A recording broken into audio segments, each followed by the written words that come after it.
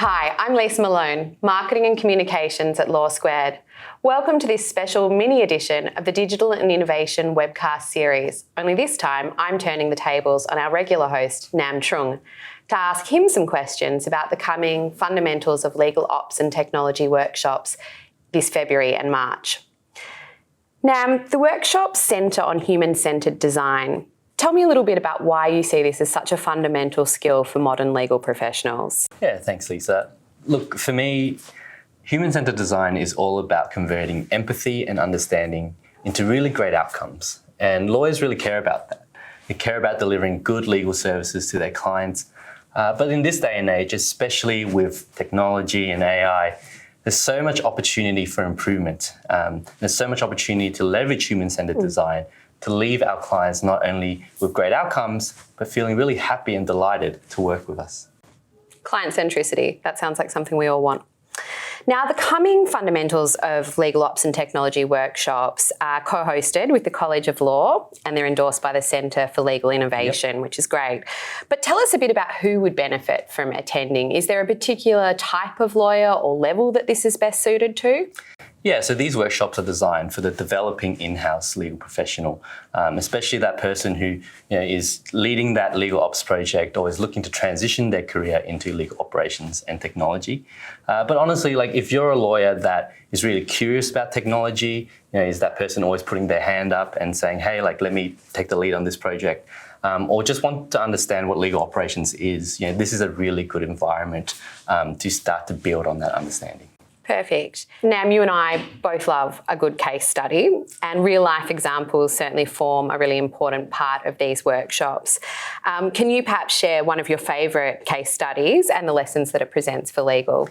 Yeah, we go over a lot of case studies across both human-centered design, business-centered design, and system-centered design in the workshop. But one of the things that we touch on, and one of my personal favourites, is the case study on British Airways. What happened was in 1990, Lord Colin Marshall, who was the CEO at the time, declared how important it was to have IT resources strategically embedded into the business. He said, we will never ever outsource IT. Never say never. Can you guess what happened? 2016, his successor, Alex Cruz, decided to outsource IT to save costs. And the series of events that happened after, they're almost comical, right? 2017, 75,000 passengers stranded because of a systems failure. 2018, massive data breach, over 400,000 customers impacted, and almost a £200 million fine for British Airways.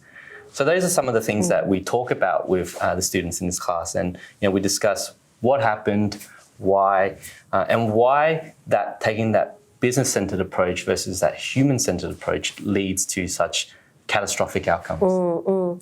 And I know that it's really important to you that these workshops are delivered in person and with quite small groups, and that's obviously to maximise the sharing of stories and knowledge within that. But perhaps you can give us just a bit of an outline of the day and what's involved. Yeah. Look, what I'm really proud of is that we start the day off with a bit of a human-centered design exercise, right? And as we start to introduce more concepts throughout the day, we'll touch on what human-centered design is. What is legal operations really? What does the technology mean in that? We go through business process mapping, stakeholder mapping, stakeholder management and effective communication, technology vendor management. But what's really important is that each time we learn something new, we actually go back and retouch on that exercise. So that's a really good way for people to actually develop their understanding throughout the day. And you can really see how people's understanding shifts and changes as they learn more, and then as they start to get an opportunity to apply that in real time with that case study. I'm lucky enough to have sat in on a workshop previously, and so I can certainly confirm that was the experience of the group that I was with. Now, any conversation about legal ops and technology right now wouldn't be complete if we don't touch on AI. And we know that a lot of in-house legal teams are looking to experiment with AI. Do you have any tips, I suppose, for legal teams to build a culture of trust and transparency around those initial first steps? Yeah. Look, for me, we can't look at AI like any anything different, right? For me, AI is another piece of technology that we need to simply follow the process that we always do. We need to build an understanding, we need to explore, and if possible, explore in a very hands-on way so that we get an even deeper understanding.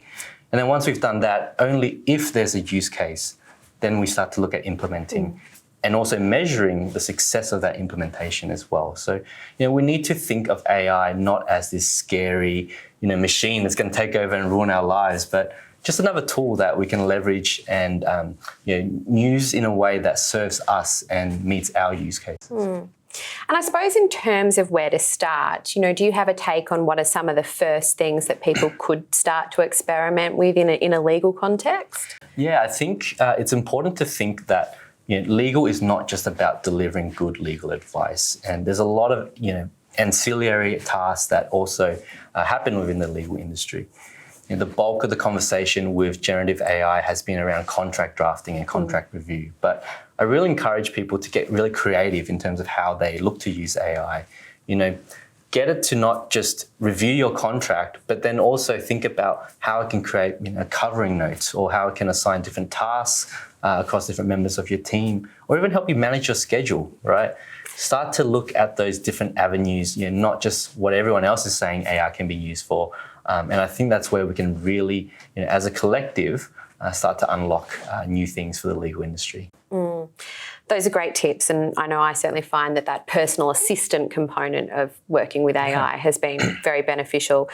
At Law Squared, we obviously work with a lot of heads of legal, general counsel. What's your message to them about building legal ops and technology skills within their team?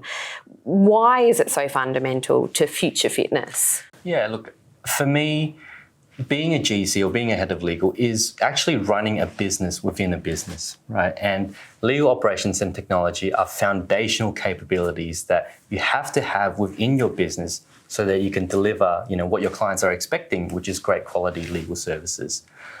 Often, sadly, this is very neglected, but we've seen it be really transformational when teams do build this capability. They start to shed this notion of being the handbrake to happiness and actually transform to be a true business partner with the business.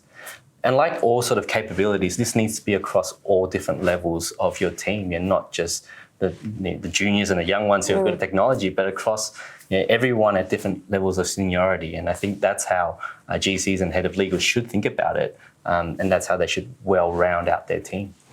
Well, thank you, Nam. I hope you've enjoyed being in the hot seat today. We're going to be back very soon with the first of the full-length editions of the Digital and Innovation webcast series for 2024, so stay tuned for that. In the meantime, though, if this has whetted your appetite for taking part in the fundamentals of legal ops and technology workshops, they're coming up very soon, February and March in Sydney and Melbourne.